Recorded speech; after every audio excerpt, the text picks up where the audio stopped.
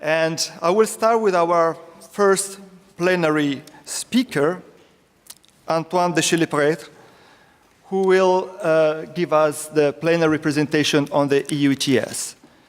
Just a few words to present the speaker. Antoine is very well known to most of you, and what you might have heard of or not is that he moved lately to the OECD, where he's now heading the joint green growth workstream of the economics department and the environment directorate. So he's on leave from LSE, where we used to know him before as an associate professor research fellow. He has published extensively on many topics in the late years, especially in terms of, let's say, impact of environmental policies on businesses, and in particular, focusing on the EU ETS. And I have some of his works clearly in mind because they were very inspiring, I think, not only for me, but for the whole literature.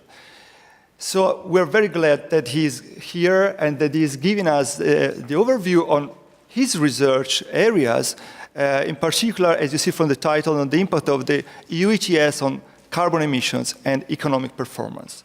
I don't want to spend too much time. I'll leave you the floor. You have 30 minutes, let's say 20 or 25 plus 5 and 10 of questions, up to you. Okay, thanks, Simone. Yeah, I keep promising myself that I will stop working on the EU ETS, but then I keep discovering new data sources that bring me back to this sort of, fantasy that I'm sharing with some colleagues of mine, and the objective of this, endeavor is to understand what impact the EU ETS is having. So on carbon emissions, innovation, economic outcomes, investment, FDI, leakage, whatever. So that's so the presentation today is, going to be focusing on carbon emissions and economic performance, but it's part of this bigger project of understanding the consequences of the EU ETS. You can see that only my name appears on this first slide, but it's by lack of space more than lack of modesty. There's a number of colleagues of mine that have participated in the work that you're going to see. Raphael Kalel from Georgetown is my main co-author on this, but there's other people, Ralph Martin and Mirabel Muls in particular from Imperial and others. So is this working? Well, I can just use this. So, well, probably here everyone in this room knows everything about the EU ETS, so I just have to remind you that it's been up and running since 2005, covering the whole of Europe, 31 countries. There's actually now around 14,000 installations that are covered, representing 40% of European GHG emissions, so it's a market-based instrument. They receive allowances, they are tradable and so on. And what, of course, makes it such an interesting case study is that still, until China launches its proper, nationwide market, it's still the largest carbon market in the world. And so with so many other markets, being set up around the globe, the EU ETS really constitutes, a very interesting example to look at. So if you look at the total emissions by installations regulated under the EU ETS since the beginning of the scheme in 2005, they have gone down by about 15%, okay? Of course, part of this is due, or maybe due to the financial crisis. You can see immediately the massive drop around 2009. So really what the questions we are interested in when we look at these emissions paths is, is it due to the EU ETS, or to what extent does the EU ETS explain this decrease in carbon emission?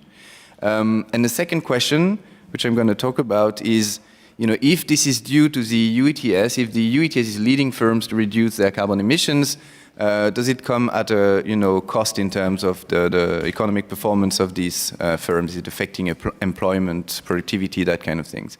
And so what we do in these papers is empirically analyze the causal impact of the EU ETS on both carbon emissions and firm performance using microdata. So a combination of installation level data and firm level data, which I'm going to present to you.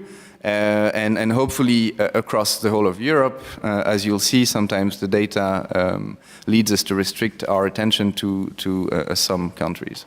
So again, for those of you who are not familiar with the way the EU ETS is working, the key aspect of the regulation that's important to keep in mind and that enables us to look at the causal effect of this policy is that not all carbon emitting plants in Europe are regulated, all right? So only plants that are above a certain threshold in terms of the production capacity are regulated. And this was designed to keep the administrative costs of the regulation low so that, only large plants would be regulated and you don't have to regulate every single little carbon emitting plant across Europe. So, for example, if you produce steel, your production capacity has to be above 2.5 tons per hour, all right? And then you're regulated by the EU ETS. If you're at 2.4, you're not regulated. And so this, of course, shows you that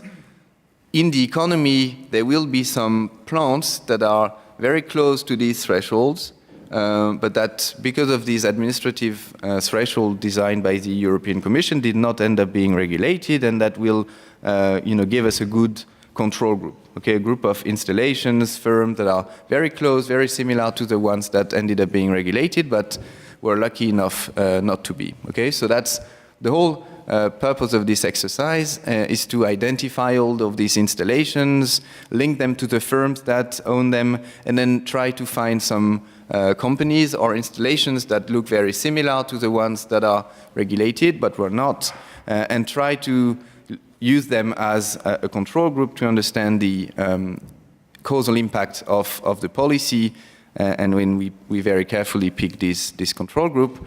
So that's my matching slide for dummies. So imagine these are all the EU ETS regulated plants or companies across Europe. Then you look at the population of European firms. And so these red dots here, they are the non-regulated plants. You put them on a map according to some attributes. So here the example I'm giving is revenue and assets. And what we do in these papers is around each EU ETS firm or installation we draw a little circle and we select the firm or installation that's closest to the one that ended up being regulated. We say this one looks very similar, except perhaps its production capacity is just a bit below the administrative threshold, and we're going to use that very similar installation or firm as our control firm, okay? We're going to look at the evolution of this guy to understand what might have happened to the green one, to the EU ETS one, had it not been regulated. We do that for all of the EU ETS firms or installation that we have in the data. Obviously, for some it's impossible. You don't find any good comparator, perhaps because they are too large. And we do that systematically and then compare the two groups. So if I give you an example with fixed assets, so that's these lines show you the evolution of the assets, the fixed assets by EU ETS regulated firms, sorry. And this group, this carefully constructed group of firms that are very similar to the regulated ones but did not get regulated. They operate in the same countries, in the same sector, they are of similar size, and so on.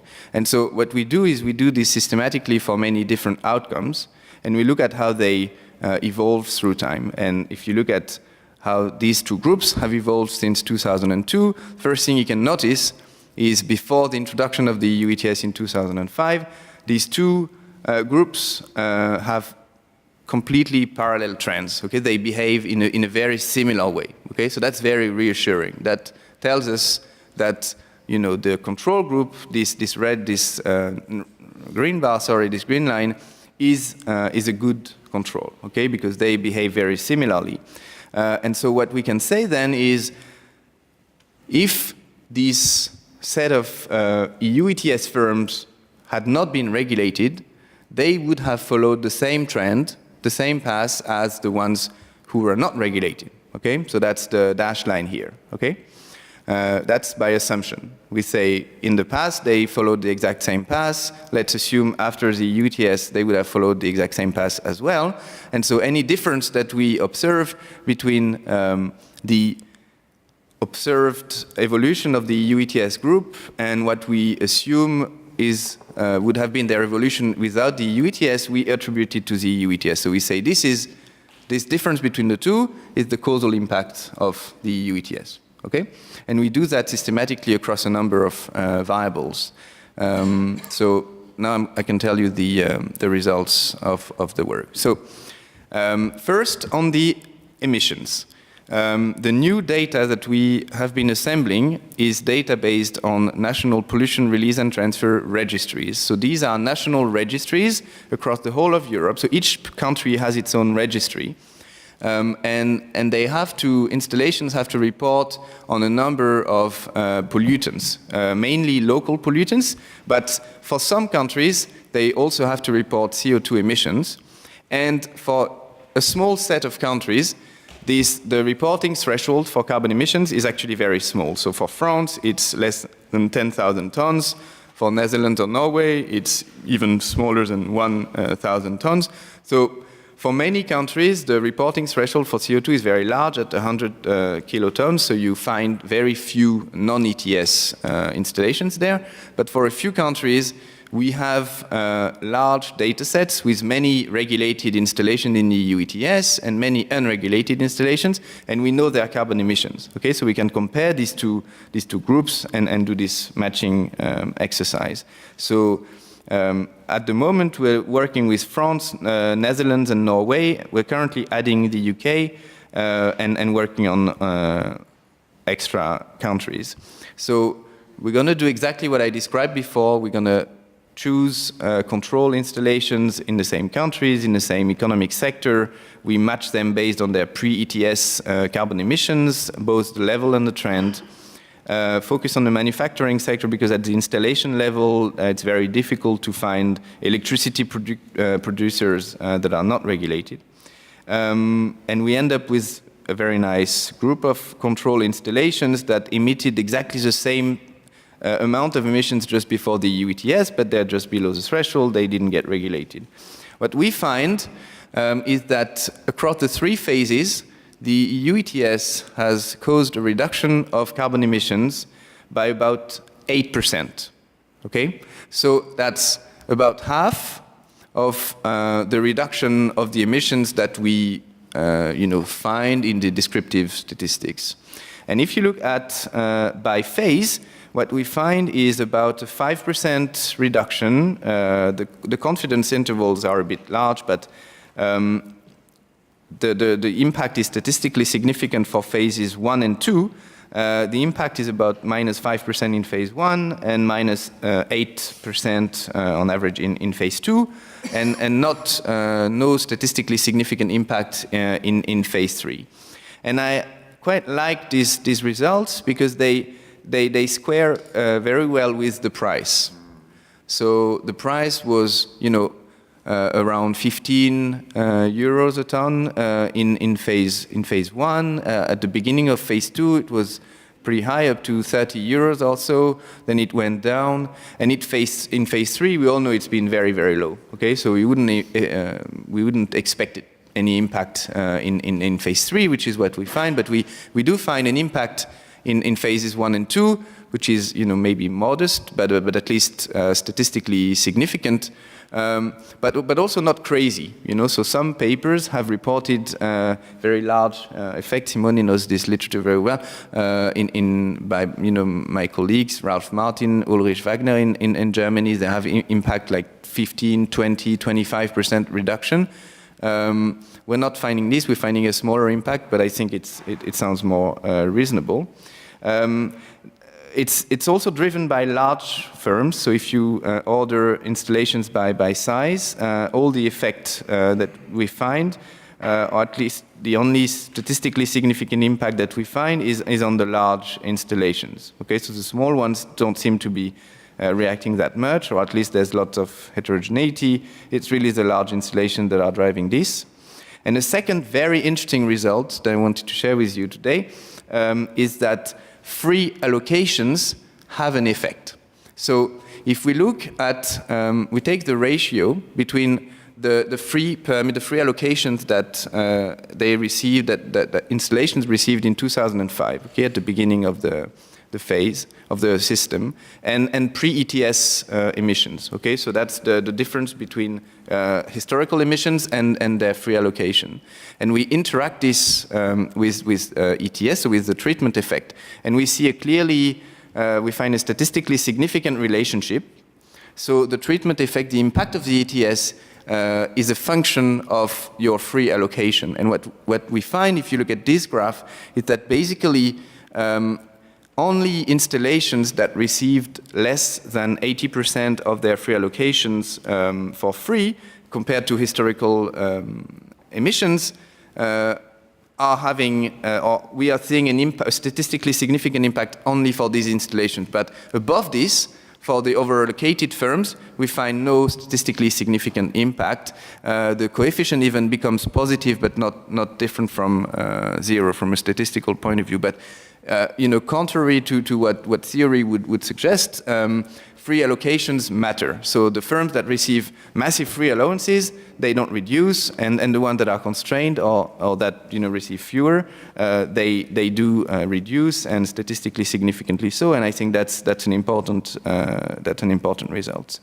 Of course, the question there is it what's the net effect? So we're finding this negative impact in Europe, but is it just compensated by an increase elsewhere? It's the usual worry about any unilateral climate change policy. You have the ETS in Europe, but perhaps it's just, having as a consequence an increase in emissions everywhere. So we have a paper on this where we look at multinational firms and look from the Carbon Disclosure Project. So these are multinational firms that report their carbon emissions by geographical region and sometimes countries. So we can identify which ones operate installations under the EU ETS and look at whether they shift their emissions across regions as a consequence of the EU ETS. And we have about 1,000 companies on this. And so we investigated this, but we find no evidence of any leakage for these multinationals. So we find no evidence that the share of emissions that come from Europe changes through time. It's actually very flat.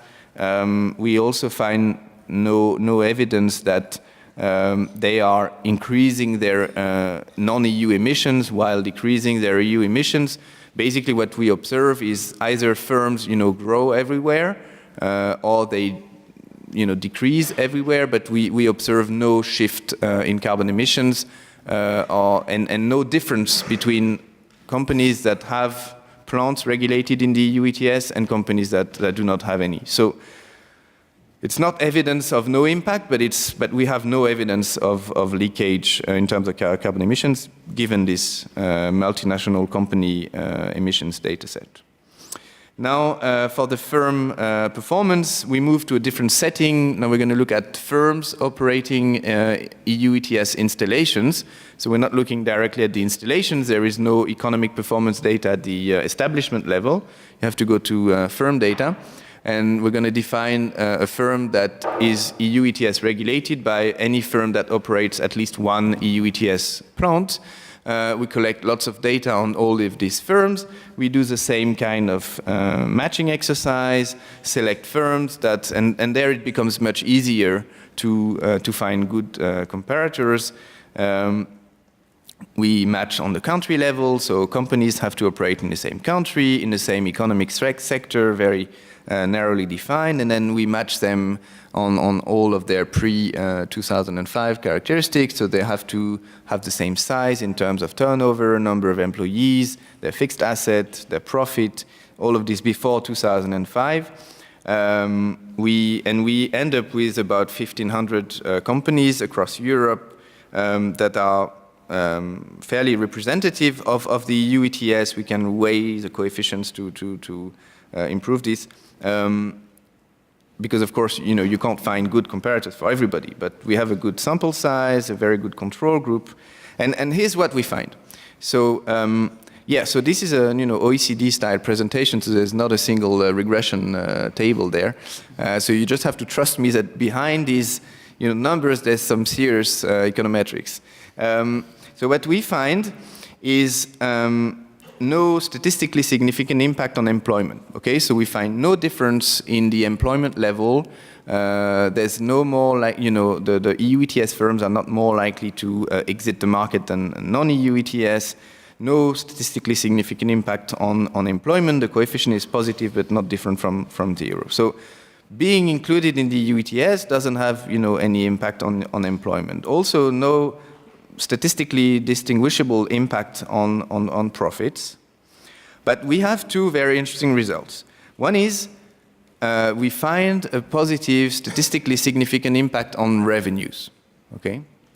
And we're currently investigating this, but it seems to be driven in particular by firms in the electricity sector.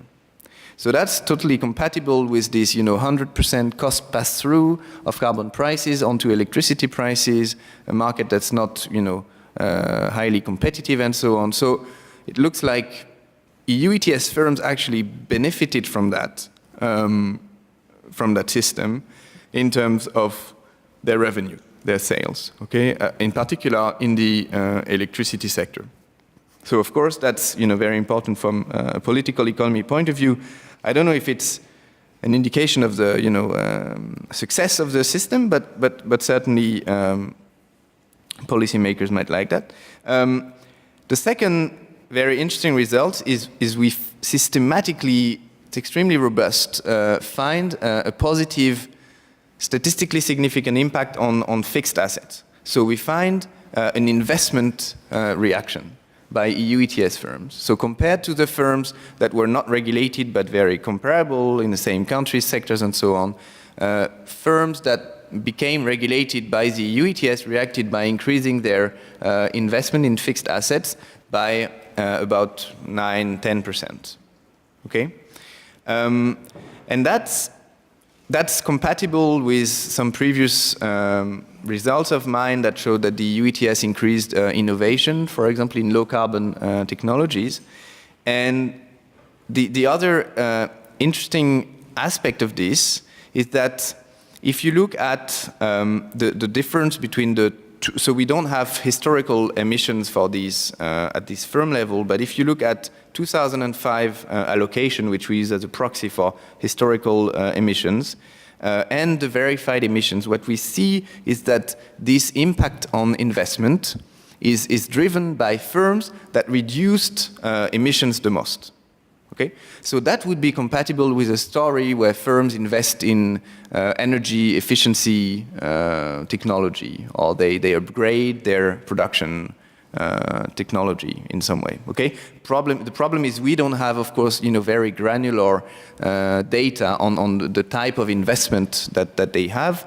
Maybe at the country level, using country level confidential data, that might be possible, but certainly what we are observing is compatible with that sort of story. Okay, so to conclude, given this analysis, the EU ETS seems to have so far modestly reduced emissions, but statistically significantly so, which is good news given the level of the price that we've been observing, with So far, no evidence of leakage, but I think that's something that Simone is working on the investment story, right? So there might be new results on this, and certainly that's not the end of the story. More research is needed, I think, on this.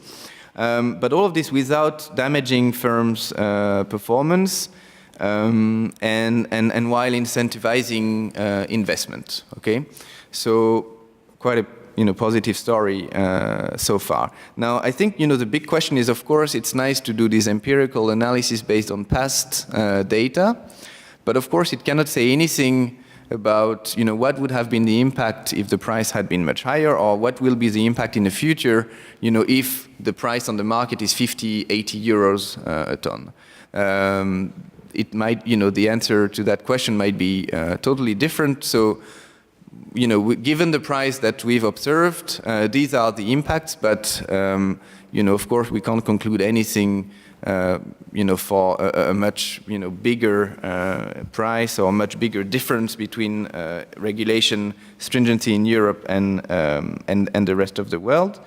And I'm going to stop here. Thank you.